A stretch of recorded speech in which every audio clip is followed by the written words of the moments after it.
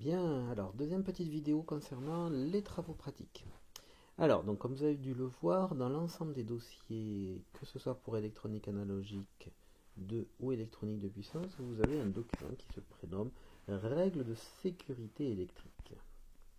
Alors, on va jeter un petit coup d'œil, parce qu'il y a quand même un certain nombre de règles que vous devez respecter, et que parfois les gens ne respectent pas forcément. Hein. Alors, juste pour votre information, l'électricité, même si c'est sympa, ça peut tuer.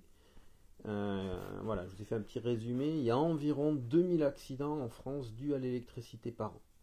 D'accord?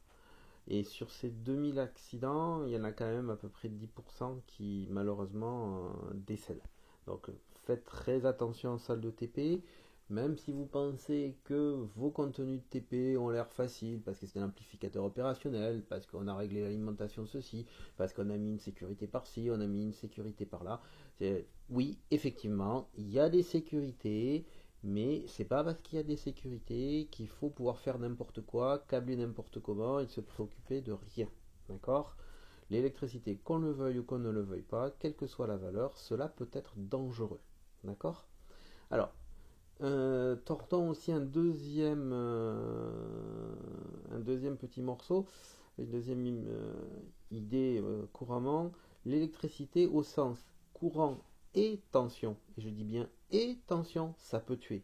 Ce n'est pas le courant qui tue ou ce n'est pas la tension qui tue, les deux peuvent tuer. Donc, si les deux peuvent tuer, vous devez faire attention sur les deux éléments. Alors après, effectivement, comme vous voyez sur le petit document que je suis en train de vous afficher, il y a l'alternatif, il y a le courant, etc. Il y a l'alternatif, il y a le continu, puis on a des seuils qui sont plus ou moins différents. Alors, je vais prendre l'exemple de courant alternatif. Donc si vous regardez attentivement, on s'aperçoit qu'on a du courant qui transite dans notre corps lorsque, en général, il y a un demi-milliampère. À 10 milliampères, on commence à avoir les muscles qui se tendent. À 30, on a des problèmes respiratoires. À 75, si le courant passe par votre cœur, ça ne sent pas forcément très très bon pour vous. Et à 1 ampère, on a la certitude de tuer votre cœur. Donc attention, hein, toutes les seuils que vous avez là ne sont que des seuils, on va dire, génériques en fonction de votre état de santé, en fonction des locaux, hein, si vous jetez un petit coup d'œil en dessous, hein, en fonction des locaux dans lesquels vous vous trouvez, ces seuils peuvent être abaissés ou élevés. Alors, j'espère plutôt qu'ils soient élevés pour vous en cas de choc électrique, mais on ne sait pas ce qui peut vous arriver. Vous pouvez avoir des problèmes cardiaques sans le savoir, des problèmes de respiration, des problèmes de santé non détectés, et donc il faut y faire toujours attention. Alors regardez après en courant continu, le seuil de perception est à 2 milliampères. Le seuil de non lâcher, c'est-à-dire le moment où vous n'avez plus la possibilité au niveau de votre corps de lâcher le câble électrique parce que vous avez un courant qui passe, ça c'est pas défini. Et le seuil de fibrillation cardiaque, c'est le moment où votre cœur il commence à avoir des petits problèmes. C'est 130 milliampères. Alors, si vous faites attention entre l'alternatif et le continu, le continu est aussi dangereux que l'alternatif, mais par contre, les seuils sont un petit peu plus élevés. D'accord? Donc, ça veut dire que l'alternatif est officiellement plus dangereux que le courant continu que vous allez avoir à maniper à l'intérieur des différentes salles de TP. Donc, faites-y très très attention. Le problème aussi, c'est que en général, dans vos salles de TP, vous ne monitorez jamais le courant, ou tout du moins, vous n'y faites jamais attention. Donc, faites-y, lisez bien ces valeurs. Quand vous allez maniper, occupez-vous toujours d'avoir une idée, un ordre de grandeur des courants qui vont passer dans vos différentes manips, parce qu'effectivement, en fonction des valeurs que vous allez avoir, si vous faites une mauvaise manip, ça peut être un petit peu dangereux. Donc ça, c'était les valeurs de courant. Dans les valeurs de tension, il faut faire attention. Tension limite conventionnelle de sécurité, c'est-à-dire que voilà, quand vous êtes dans des salles d'eau, des piscines, il ne faut pas que les tensions soient supérieures à 12 ou 30 volts, 12 en alternative, 30 en continu. Dans les extérieurs, c'est 25 volts en alternative, donc c'est pas très très haut, hein, attention. Les batteries que vous pouvez avoir, par exemple, batterie de voiture, etc., quand vous êtes sur l'extérieur, ça peut être vraiment dangereux. Les lieux secs, hein, donc les habitations ateliers, les seuils normalement sont fixés à 50 volts en alternatif et 120 en continu. Donc voilà, il faut y faire vraiment attention. Là aussi, en fonction de la manière dont vous touchez et, dont, et dont vous manipulez l'électricité dans les différentes salles de manip. Bon, donc ça c'était les informations génériques. Donc, et si vous avez lu un petit peu plus loin, il y a l'application de ces règles dans les différentes salles de TP. Et ça, c'est valable, quelle que soit la salle de travaux pratiques dans laquelle vous allez travailler, c'est-à-dire la grande salle de TP, vous allez faire l'électronique et l'automatique, ou la salle de TP d'électrotechnique. Dans les deux cas, vous devrez appliquer les mêmes règles, les mêmes sécurités, et exactement penser de la même manière. D'accord ? Alors, dans les deux salles, effectivement, on a des systèmes de protection qui sont plus ou moins différents. Il est vrai que dans la salle de TP d'électrotechnique, on a plus de disjoncteurs, plus de points d'arrêt d'urgence pour vous sécuriser.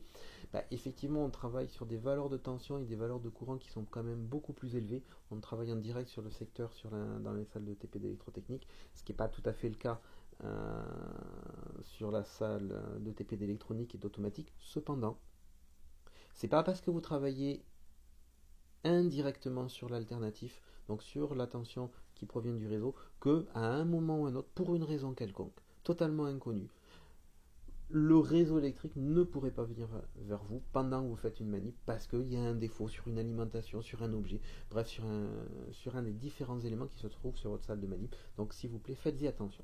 Alors, donc j'ai recensé sur ce petit document, sur la deuxième page, l'ensemble des règles à appliquer. Donc, mettons les points sur les i et les barres OT. Alors normalement, c'est censé devenir bleu. Voilà, ça devient bleu. Donc règle de base numéro 1. Lorsque vous allez maniper en salle de TP, les bagues, les gourmettes ou tout type d'objets métalliques sont interdits pendant que vous manipez.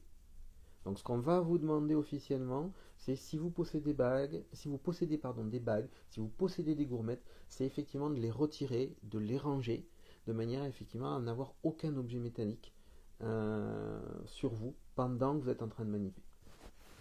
Le deuxième point, c'est si vous avez des machines électriques, donc par machine électrique je sous-entends des moteurs ou des génératrices, faites attention sur tout ce qui est éléments, chaînes, cordelettes de lunettes, des vêtements, ou même éventuellement des cheveux, hein, ça peut paraître idiot, mais effectivement, dès qu'un objet tourne, à un moment ou un autre, vous pouvez rester coincé, ou votre chaînette, votre cordelette, votre vêtement pourrait rester sans le vouloir coincé à l'intérieur des machines électriques, malgré les différentes protections qu'on peut avoir sur les objets. Alors en général, ça n'arrive pas, mais bon, faites-y attention.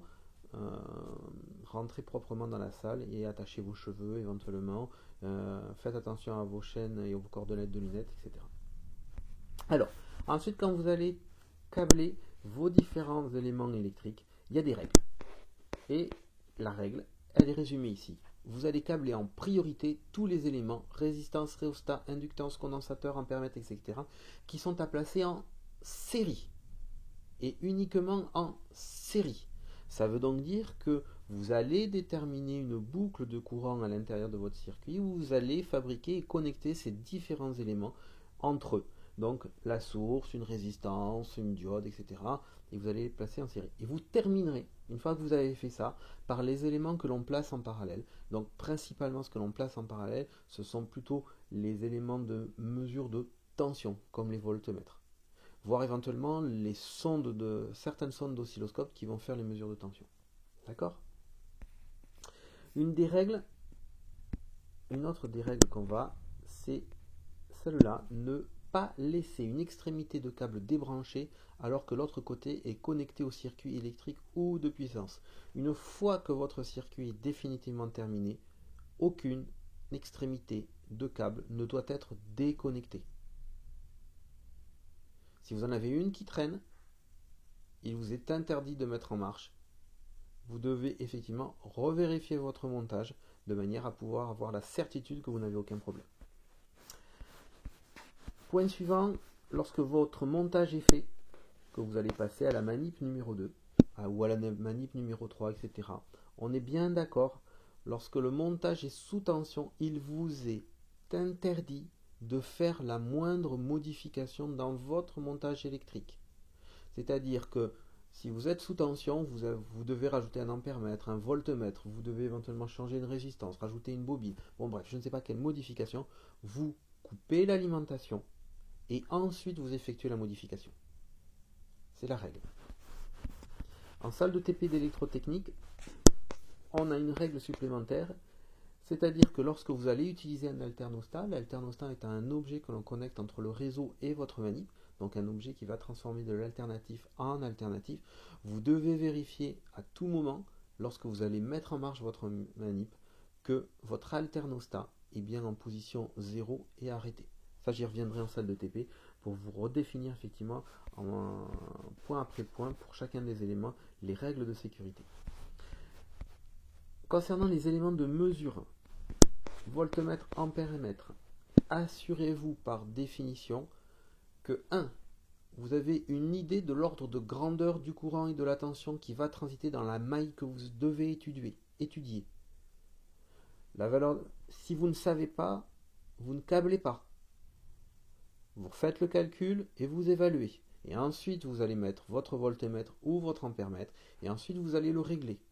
Si vous n'en avez pas la moindre idée, dans ce cas-là, positionnez-le sur le calibre le plus élevé. D'accord? En général 10 ampères pour le courant et en général 750 volts pour la tension. Une fois que votre manip est faite, on est d'accord, vous devez obligatoirement appeler l'enseignant pour qu'il vienne vérifier votre manip. Sinon, ça ne sert à rien, on va vous retirer des points, etc. Et on va vous détester. Surtout si vous détruisez le manip des salles de TP. Donc, quand vous faites votre câblage et vos évaluations, on est bien d'accord sur chacun des éléments que vous allez étudier, il y a des caractéristiques électriques. Donc des caractéristiques électriques qui sont notées soit sur une plaque sérigraphiée, soit parce que le composant est naturellement sous une certaine norme.